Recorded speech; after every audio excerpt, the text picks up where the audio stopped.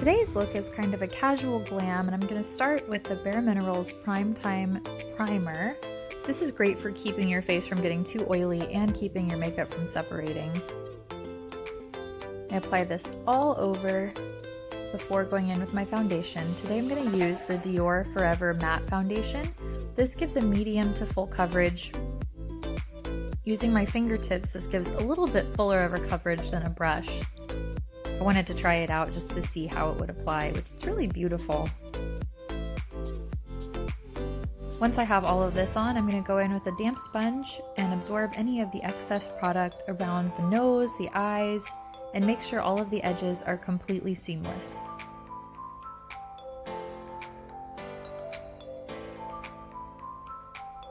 Next, I'm applying the Clove and Hallow concealer. This is the shade 2. It's pretty light and brightening, and this is really great for under my eyes because I do have a little bit of darkness and then also kind of hollowed out.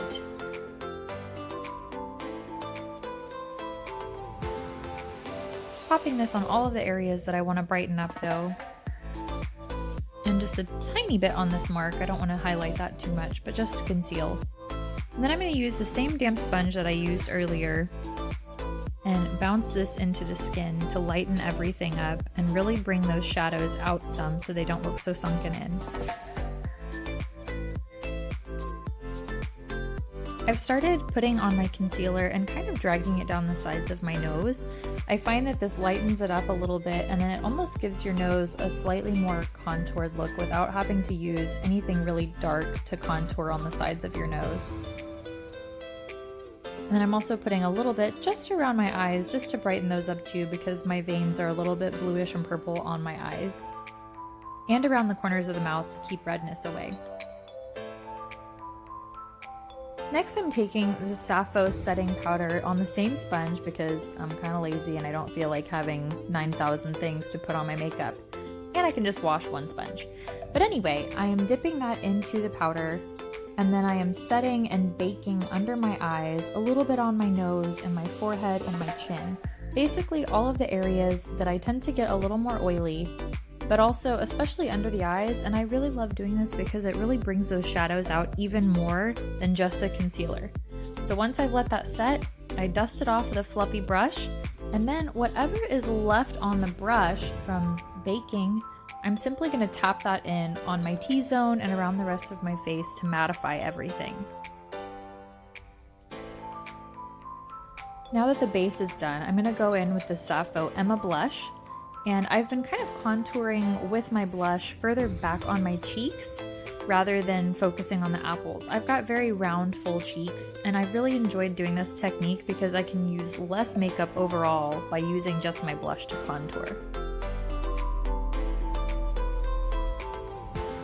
Next, I'm going to go in with the Sappho bronzer on the other side of this Fitglow Teddy brush. I really love this brush. It's easy to use. It blends beautifully.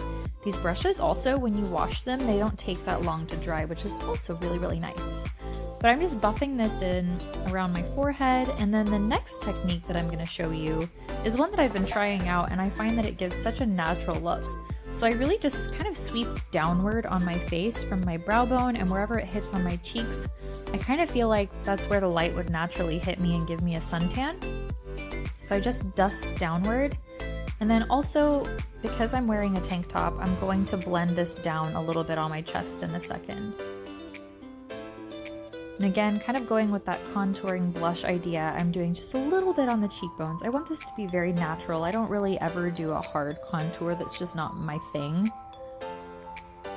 So again, hitting on those collarbones where the sun would naturally hit me if I were out in the sun. Making sure to blend so that my face isn't one color and the rest of me is another. Now I'm going to go in with a highlighter. This is actually something that I made myself. I've been playing around and kind of creating some different products.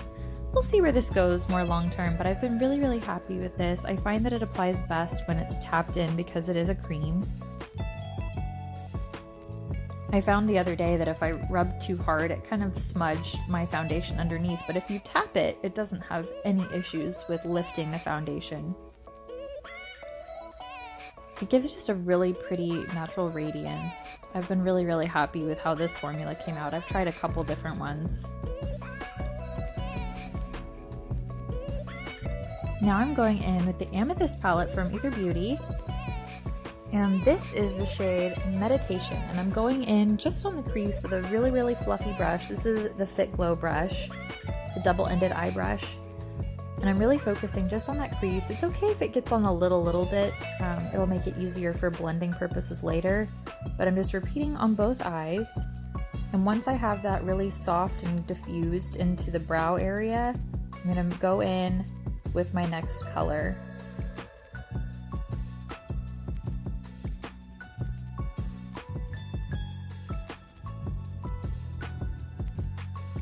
So now on my fingertip, I'm going to pick up the shade Third Eye, and I'm going to press that into my lid space. And I'm really going to concentrate towards the base, and then kind of slightly buffing with my finger a little bit, but I won't worry too much about that right now because I'll do a little bit more blending with a brush. And I'm just packing on the color to get it a little more vibrant. I still want this to be wearable for every day. I don't want it to be a really bright purple and steal the show. But it is fun to have just a little bit of color, and I find that this purple is still very, very soft and easy to wear for daytime. So now I'm taking the Scott Barnes brush, this is a number 62, and I'm just simply pulling the color together between that purple and then the kind of taupe color. And now I'm going in with the shade Protection on the smaller end of the Fitglow brush, and I'm really focusing on that outer V, and then I'm blending it out.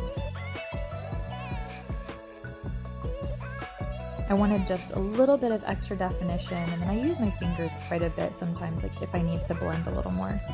Now I'm dipping back into the shade Meditation, which is that lighter taupe shade that we started with, and I'm pulling that underneath the eye just for a little extra definition. I don't want to go too dark with this. I want it to stay light and airy. And then I'm going to pop into the shade Mystic and go up underneath the brow bone. I'm using a flat Luxie brush, and I'm just sweeping that to blend it out just a little bit.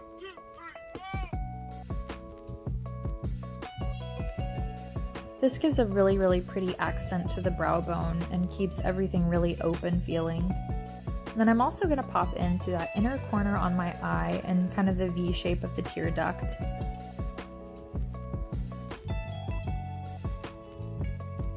And then I'll soften it out with my finger just a little bit to blend.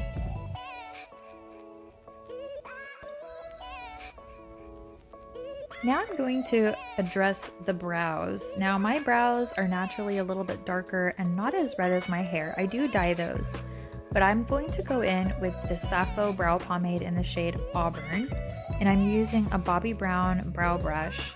It also has a spoolie on the other end to comb through everything.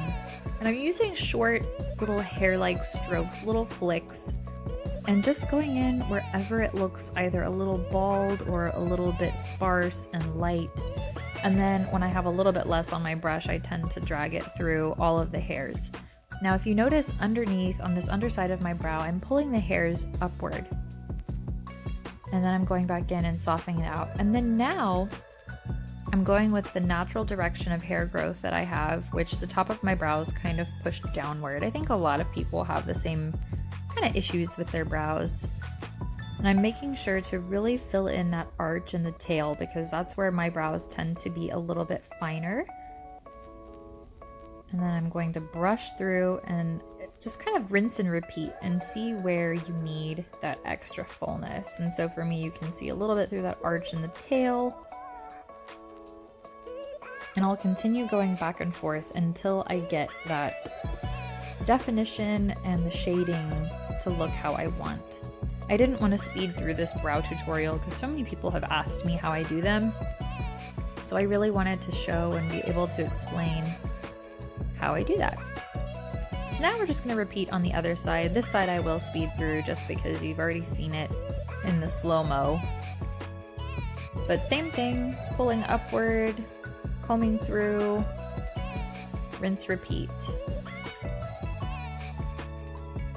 Now I'm going to go into the Tati Beauty Matte Memory shade and use this as a liner. And I'm just going to keep it really, really close to the lash line.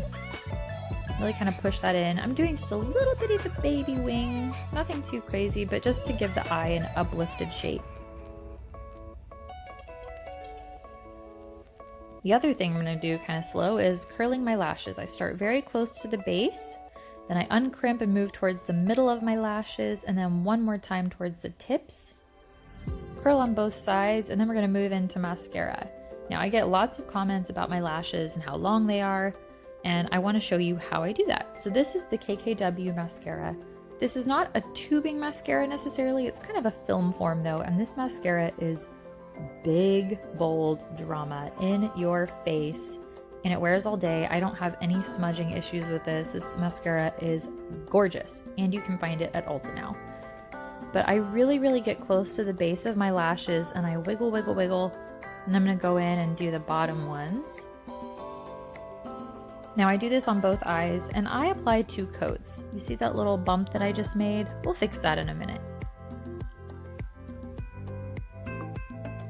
But like I said, I'll do 2 coats of this and get my lashes big and beefy. Now I'm taking a clean spoolie and I'm flicking off those little mascara smudges.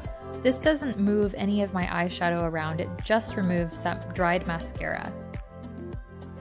Q-tips can pick up the color, and then you have to kind of go back in and patch wherever you've lifted off your eyeshadow. But a spoolie is awesome for cleaning up mascara. Now I'm going to dry off my lips, and I'm using the Clove and Hallow Lip Velvet. This is in the shade Elijay, which is a very nude, slightly pinky peach color. Once I get all of this on, I'm actually going to do something a little special too. And that is to highlight my lips to make them look a little bit fuller. So I'm kind of going on the outer edges. I'm using the shade Mystic from the Amethyst palette that I used on my eyes, and I'm using the flat Luxie brush. And then I'm also going to go in just on the very bottom of my lip and a little bit on the center as well. And it just makes them look so much more full and pouty.